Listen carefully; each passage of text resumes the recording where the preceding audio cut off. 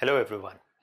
A number of you, when start preparing for the examination, often ask an important question: how to read newspapers, how to prepare current affairs. We spend a lot of time reading newspapers. How do we go about it? Well, the answer for it, briefly put in one line, is that you must learn slowly and gradually how to ask the right questions, and that will go a long way in understanding how to make sense of the newspaper. Needless to say, when you have a basic understanding of polity, economy, geography and history, that is when you'll understand the newspaper better. Also, if you're a beginner, don't spend the first 2 or 3 months trying to make newspaper notes on a daily basis. It's a waste of your time, it's a waste of your energy. And notes making from newspaper should happen much later. But what we're going to do in a series of lectures from here on is to briefly guide you about how to go about slowly and steadily building your ability to read newspaper.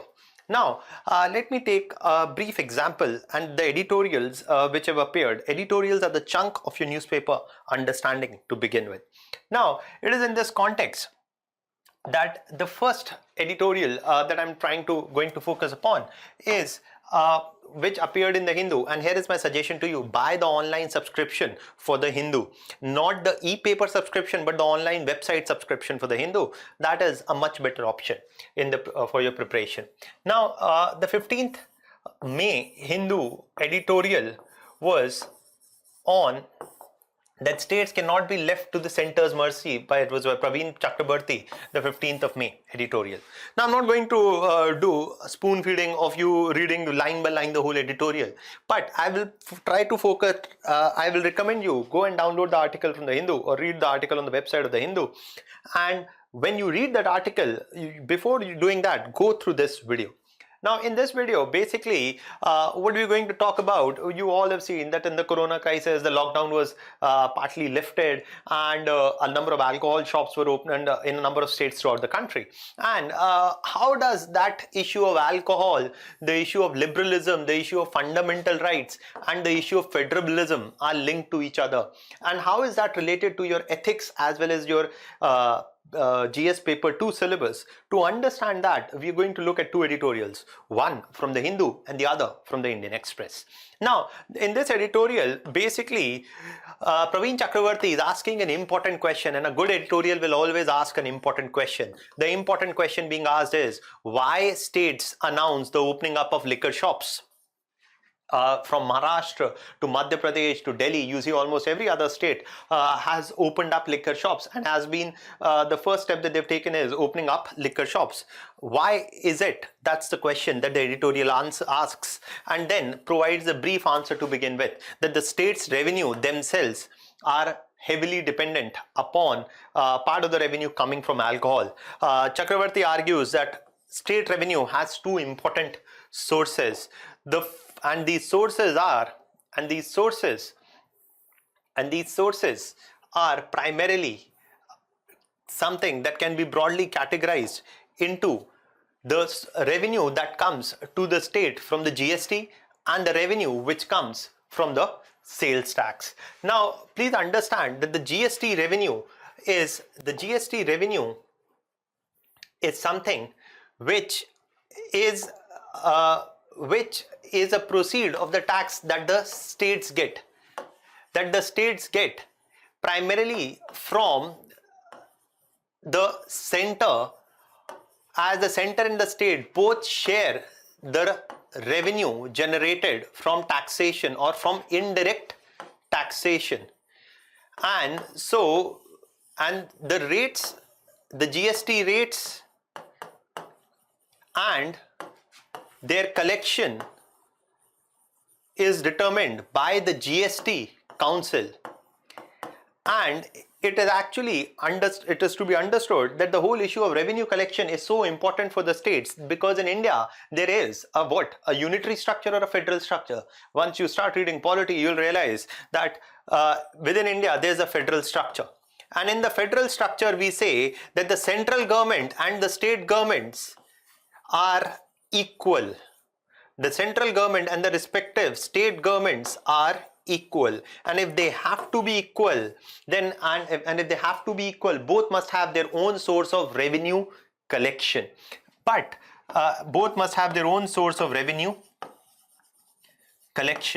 And it is here that very briefly for you as a beginner to know is that center and states both require revenue, and historically before GST or the goods and services tax came into existence, the states had their own taxation policy and the central government had their own taxation policy, which was independent of each other.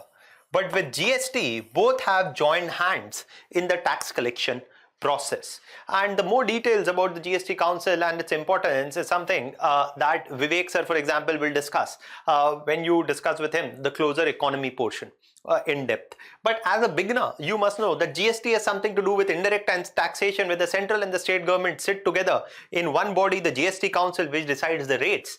The taxes collected first go to the center, and then a portion of the taxes is shared by the center with the states. And tax collection is important for the state because without taxes, the administration of the state will not survive.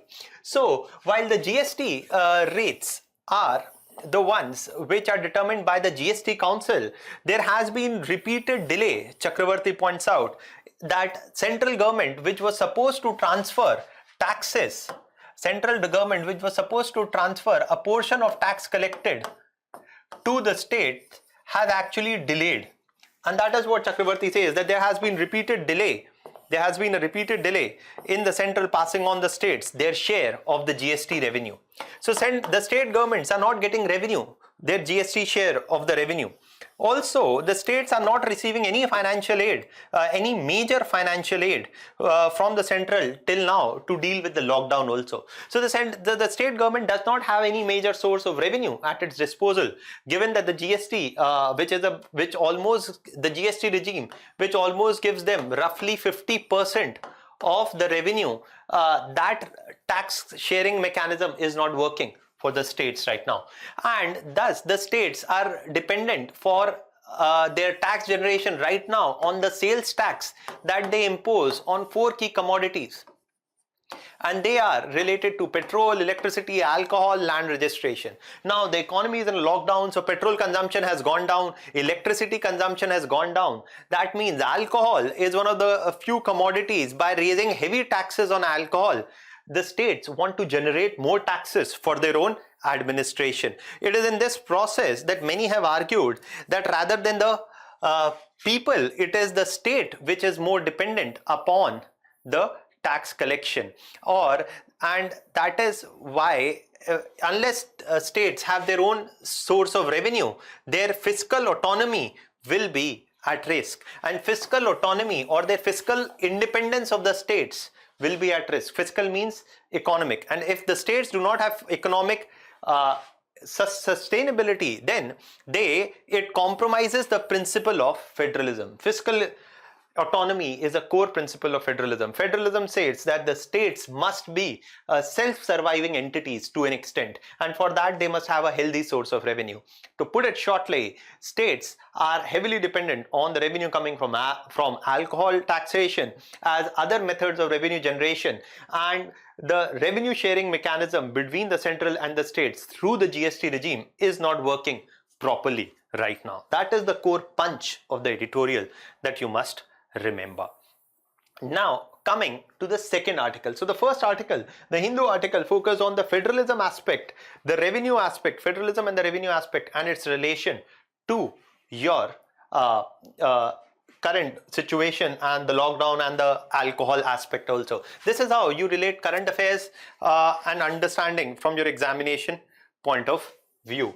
Now when you actually, this is the second article. This article is by Pratap Bhanu Mehta, who writes in the Indian Express. Those who have read Pratap Bhanu Mehta know that he writes in a bit of a difficult language, but that apart often makes some important points. Now Pratap Bhanu Mehta wrote this article in the Indian Express on the 7th of May. On the 7th of May. And this was also about the alcohol issue itself. But here, he's not talking about federalism. He's talking about alcohol consumption, its interlinkages with the fundamental rights, and the often used or misused word, and that is liberalism. So he's asking the question, we need to question our addiction to the cultural and political economy of alcohol. And it is here that again you must understand that any good editorial will have an important question that it asks, and once you identify the question, then you will be understanding the true meaning or the true essence of that article. So for example, in this article, Bhanu Mehta points out that many attempts have been made in the past to prohibit alcohol consumption in the society by the states. For example, in 1985, even the Soviet Union, failed in an attempt to impose prohibition on alcohol sale within its state. And one of the things was that even the Soviet Union depended for a certain portion, for a good portion of its revenue from the taxation of alcohol. That means that economies are, states themselves are dependent partly on the revenue coming from alcohol. But he asks a more important question: how is the issue of imposition of prohibition of alcohol related to individual rights, fundamental rights? What are the limits to fundamental rights, and how is it related to the political idea of liberalism? In my experience, I have often seen that students, even after starting preparing for 6 months, do not even understand the core meaning of the term liberalism. Liberalism, defined in 3 words, is about choice, is about consent, and is about freedom. So a liberalism, from the liberalism's point of view, it will ask the question, and that is what this editorial asks the question also, that to what extent in a state which values people's choice, consent and freedom to choose, would a state imposed prohibition on the sale of alcohol valid? Does it violate the right of the people to choose whether they want to consume alcohol, whether it is violating the right of people to give consent on the issue, and whether it is impinging on the freedom of the people? And that is where is the core thrust of this article. And the core question that it asks is about the issues related to prohibition of alcohol and its relation to the individual freedoms. Now, what Bhanu Mehta says, that liberals would be opposed and must be opposed, and those who respect individual rights must be opposed to state prohibiting the sale of alcohol. You have many states in India. For example, right now you have Gujarat, you have Bihar, and many other states also which have imposed historically and currently a prohibition on the sale of alcohol. And Bhanu Mehta argues that it goes against the principle of liberalism, which is respected in any functional democracy. But Bhanu Mehta asks an important and a relevant question, that isn't the consumption of alcohol, if liberalism argues that people must have the right to choose whether they want to consume alcohol or not, isn't the consumption of alcohol something which is associated with negative effects on the society? And yes, he answers that question also, pointing out that drinking is associated with serious social problems such as sexual and physical violence, drunk driving, or at the same point of domestic violence within the family itself. So drinking does have negative social consequences at times, and it is in this context he argues that while people must have a choice to choose whether they want to consume alcohol or not, what is the limit on people's choice? That is the question. That is the core question that the editorial asked. What is the limit on people's choice? And who decides the limit? Who decides the limit? Should there be a limit? Who decides the limit? Who is the decision-making authority? And it is in this context, while deciding the limit, there is the idea that we often use in fundamental rights of reasonable restrictions. That while people must have the right to exercise their choice of freedom, that liberalism argues is so important, there is also the concept of reasonable restrictions, in the sense, the argument of reasonable restriction that has to be kept in the mind, in the sense that while people have freedom, there must be also certain limits to that freedom. And it is described by the principle of reasonability, which says that while exercising your own freedom, an individual must not harm others or do not harm others. And in that context, while imposing limits on the consumption of alcohol in the society, it is important to keep in the mind that the limits imposed must be reasonable limits. And that is why you have that age of 21. in many states, the age of 25 as the minimum age to at which alcohol selling of alcohol to individuals is allowed. So the principle of reasonableness is core element of exercising freedom with responsibility, he is arguing at the same point of time. And he also makes again the same point that it is not just people, it is the state also, the economy also, which has to reduce its dependence on the revenue coming from taxation of alcohol if you really want to build a more responsible society. It is partly hypocritical to say that on the one hand that you want to deal with the problem of rampant expansion in alcohol consumption at times, and at the same point of time the state itself gets heavily dependent on the revenue coming from alcohol. More importantly, he concludes his article by using this by this paragraph, and it is in this paragraph that what he is arguing. It is in this paragraph that what Bhanu Mehta argues is that the argument ultimately one must not support an argument for a blanket prohibition of alcohol. A blanket prohibition on alcohol is neither implementable. Firstly, more importantly, according to him, it also violates the principles of liberalism because it does not allow reasonable freedom in the consumption of alcohol. And also he points out that, as Yogendra Yadav pointed out, that about the policy measures what is the way forward if you want to deal with the issues related to abuse of alcohol consumption, alcoholism, or deal with the whole excessive consumption of alcohol in the society. Then there must be education on intelligent drinking. Intelligent drinking meaning drinking with what? Responsibly, and not doing a Salman Khan drinking and driving kind of a scenario. Community intervention, regulating the outlet density of alcohol shops. Studies have shown that giving out licenses rampantly for selling alcohol increases alcohol consumption in the society, or allowing fewer licenses to sell alcohol is one way, and thus is something that is also a useful way of regulating alcohol consumption. And more importantly, don't have role models. You don't want people selling Bacardi music CDs, okay, and from cricketers to film stars. So don't have the negative role models also, and greater control over what he calls as surrogate advertising, right? You have almost every other film star or a cricketer telling you to make your life large. That is surrogate advertising for alcohol, and that needs to be taken care of.